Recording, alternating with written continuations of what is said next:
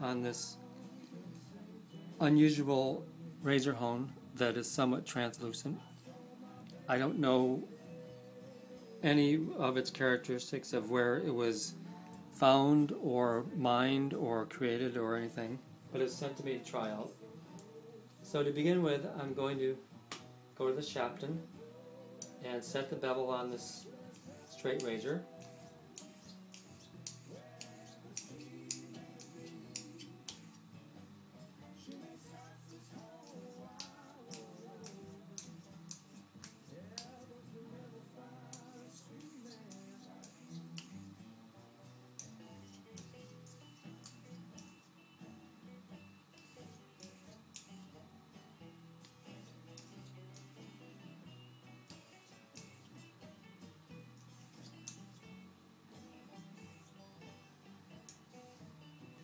So I'll rinse the blade, clear water, and dry it off. Here's my microscope. And I have a switch here that allows me to go back and forth between viewing through the binocular mechanism or through the computer screen. So let me get it in focus and I'll switch over to the computer screen. So if any of you own a Shapton 2000 grit stone, this is what the grit pattern looks like. I'm just going to take one photo of this. Actually, I have the hair on file. So,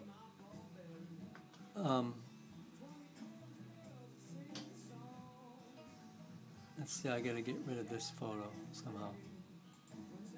Okay, so here is the image of this Shapton 2000 grit.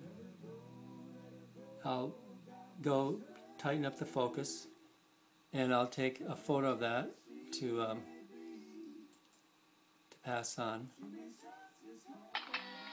And I'll scroll along and you can see this is what a properly set bevel looks like, where the scratches from the bevel setting stone continue all the way out to the edge of the razor in continuous lines. Let's take one more photo. Okay, now I'm going to pull the razor out and go back down to my sharpening bench, and we'll take out the Shapton out of play here. And this is the mineral stone. I don't know really what to call it at this stage, but I'm going to put a series of passes on the stone, and then we'll go up to the microscope and see how. Now the Shapton scratch pattern is based on a diagonal passes. I'm going to be going straight across the stone, so these passes will look at right angles to the edge.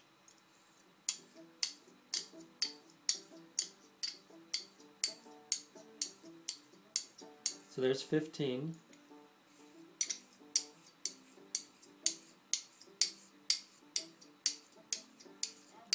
And I can feel a certain amount of striction on the blade there.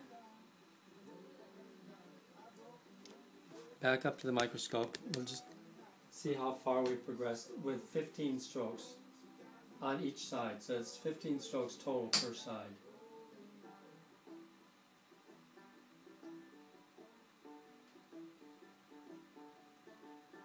Okay, here's the edge. And you can see that the previous Shapton scratches, which are diagonal, a lot of them are gone or brightened. This is what that scratch pattern looked like just 15 strokes ago. So there are some straight on right angle scratches from that glass or mineral stone, whatever it is, that look like they are rogue scratches from maybe a protruding grit particle of some sort. The stone doesn't feel like it gives up any slurry to me, so those would be bound up grit particles. And let me take a photo of this. But you can see the blade bevel has brightened up quite a bit. This is the very edge here, and that has a much better definition now too. So back down to the stone itself, and I have clear water. I'll just splash some water on it, and we'll do a series. We did 15, now we'll do 8, and then 4, 3, 2, 1.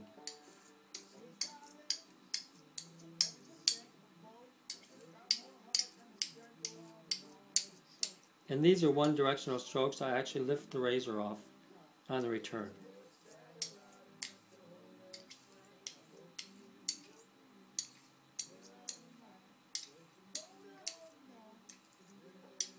So that's a total of about 31 strokes. And dry the blade off.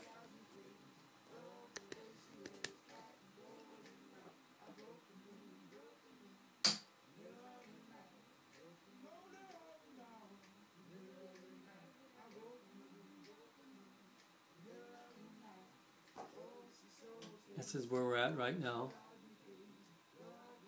Focus.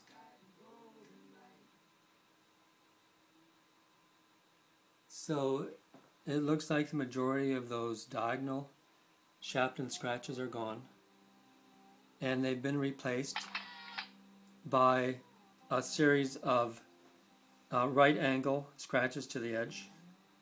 Some of them are relatively deep, some are not so deep.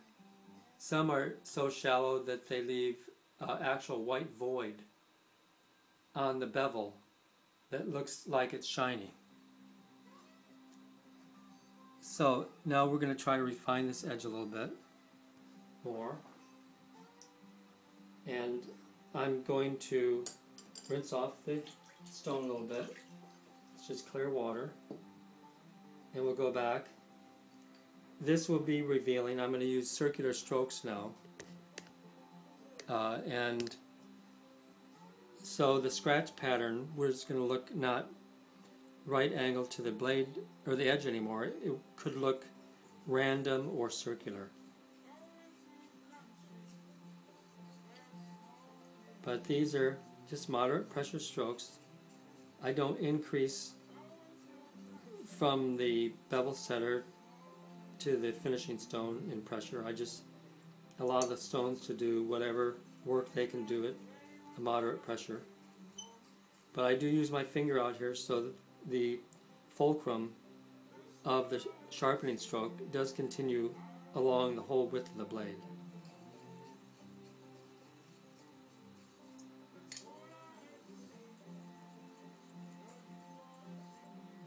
I can feel a lot of striction, or what you might call suction, between the stone and the blade.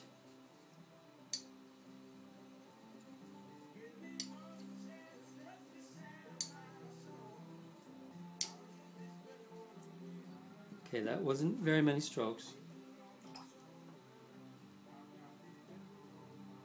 Maybe we spent a minute and a half on the edge there.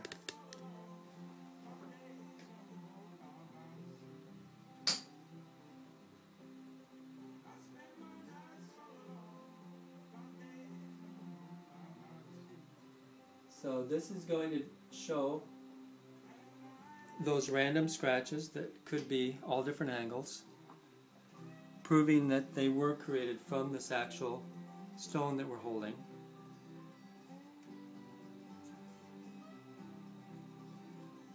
And this shows that there are some larger particles, and they do appear to be grit particles that are affecting this blade. This blade's not just being burnished. It looks like it's actually being sharpened to some degree. The edge is, from my standards, not too far off from being refined nice and straight as far as creating a good profile there. We haven't done any stropping, so that can make a difference, and that's the next thing I'm going to do. So we did take a photo of that. Now I have I have a strop here. It's a clean leather strop. It's an older strop. It's in Illinois, but it doesn't have any paste or sprays on it.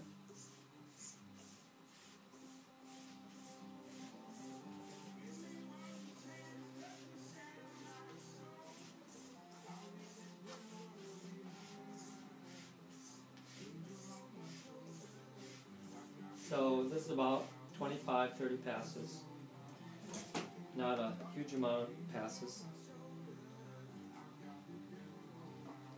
And then we'll go to a little table I have here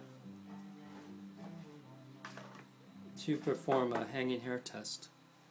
Now, not everyone ascribes to the hanging hair test, but it's just one indicator to me on how a shave might go from one particular stone or another. Okay, that took a little bit of effort out towards the tip, but once I got back in to the middle, it did have like a HH, maybe a weak 3 there. That also was not easy. Well, I have a sharp area, it seems like 3/4 of the way down towards the heel.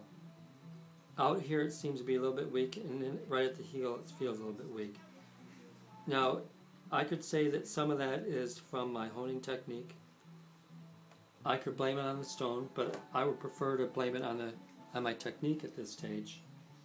So let's see if I can just go back to this stone here. And I'm going to put a few finger pointing passes towards the heel. These concentrate all the honing power onto that part of the blade. So those were, and now I'm going to go out towards the toe and do a few more out here.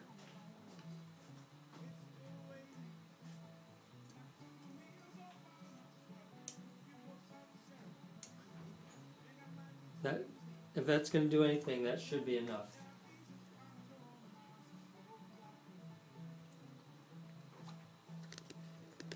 Out of fairness, I'll go back to the microscope and we'll just take another look. We'll look out at the toe on that portion of the blade and see how it looks out in that direction.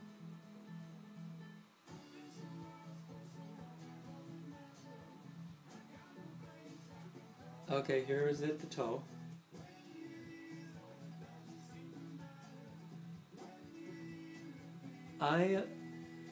Looking at this image right here, I'm more impressed, I think, with how the body of the bevel has brightened, but the edge portion still remains sort of out of touch with the stone. Now, with some stones, if you raise a slurry, it helps to really focus the cutting powers on the front edge there, but on this stone, it seems a little bit weak there. So I have one more hanging hair test to do, and we'll just go through a quick procedure here. I was working more out at the toe on the strop.